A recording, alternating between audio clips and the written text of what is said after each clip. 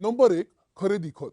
जमीन खरेदी विक्रीच्या व्यवहारात जमिनीची मूळ मालकी सिद्ध करण्यासाठी एक कागद अवश्य पाहिला जातो आणि तो म्हणजे खरेदी खत.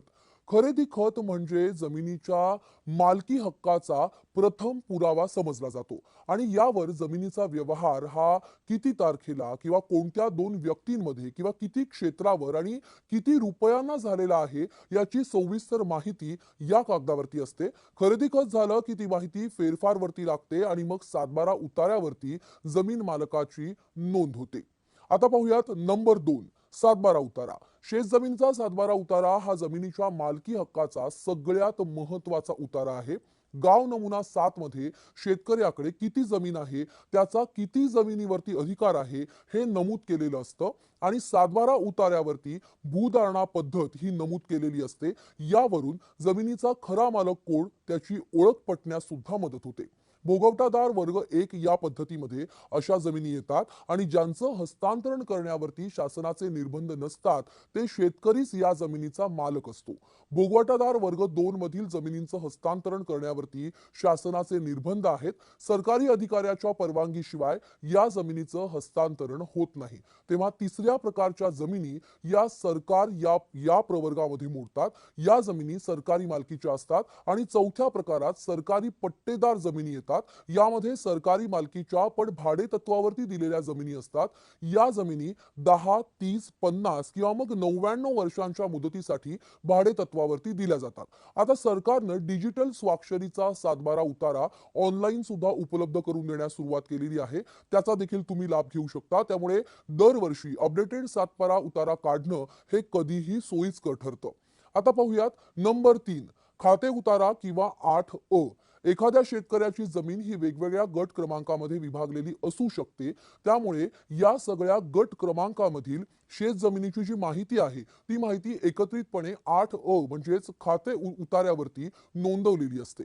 आणि 8 अ उतार्यामुळे एखाद्या गावात तुमच्या मालकीची जमीन कोणकोणत्या गटात आहे त्याची माहिती तुम्हाला कळू शकते. त्यामुळे जमिनीच्या मालकी हक्कासाठी 8 अ चा उतारा हा महत्वाचा दस्तऐवज मानला जातो.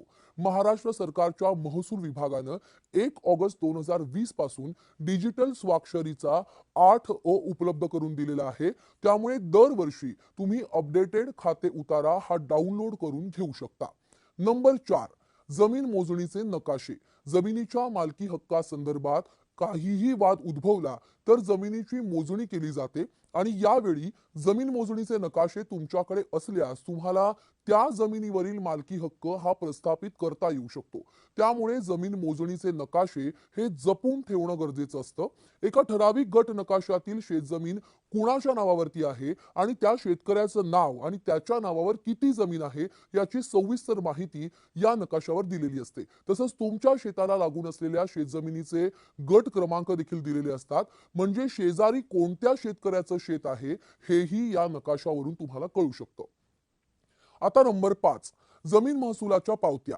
दरवर्षी जमिनीचा महसूल भरल्यानंतर तलाठ्यामार्फत दिली जाणारी पावती हा सुद्धा जमिनीच्या मालकी हक्काबाबतचा महत्वाचा पुरावा ठरू शकतो.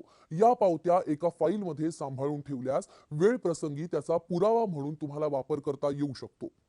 आता नंबर 6, जमिनी संबंधीचे पूर्वीचे खटले.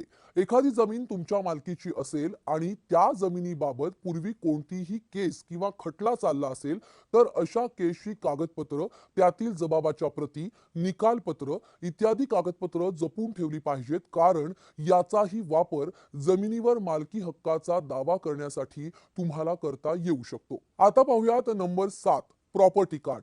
बिगर शेती जमिनीवर तुमची मालमत्ता असेल तर त्याच्या मालकी हक्काविषयीही जागरूक राहणं आवश्यक असतं.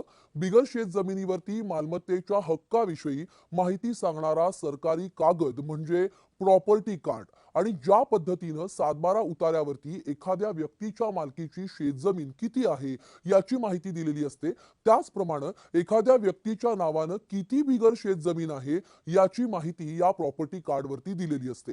तेव्हा बिगर शेतजमीन क्षेत्रात एखाद्या व्यक्तीच्या नावावर किती स्थावर मालमत्ता म्हणजेच घर, बंगला, व्यवसायाची इमारत आहे याची सगळी माहिती ही प्रॉपर्टी कार्डवरती नमूद केलेली असते. त्यामुळे बिगर शेतजमीन क्षेत्रातील स्थावर मालमत्तेचा पुरावा म्हणजे प्रॉपर्टी कार्ड होय.